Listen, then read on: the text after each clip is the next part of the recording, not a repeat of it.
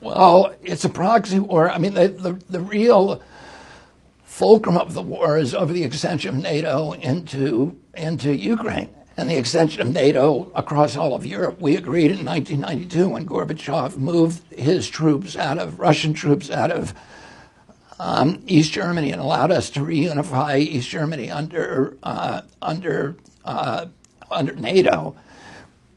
We agreed not to move NATO to the east, and since then we've moved it into 14 countries. We put Aegis missile systems, which are nuclear capable, in Poland and Romania. We could deliver nuclear payload loads to Moscow within 12 minutes, so we could decapitate the entire Soviet leadership in 12 minutes. We walked away from the two nuclear weapons treaty, the intermediate treaty that we had signed. We unilaterally walked away.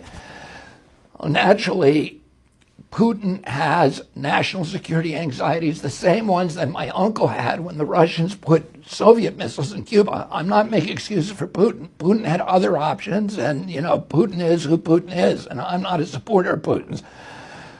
My uncle always said, you have to put yourself in the other guy's shoes.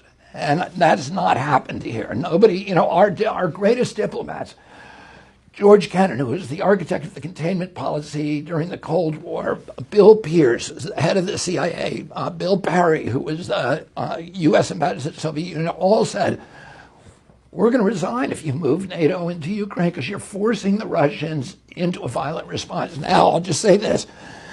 The Russians 2 times have come to the negotiating table and worked out term sheets with President Zelensky that they were ready to sign. And in both cases, the U.S. torpedoed those agreements. One in April of 2022, and the other was the Minsk Accords. And we forced Zelensky not to sign those agreements.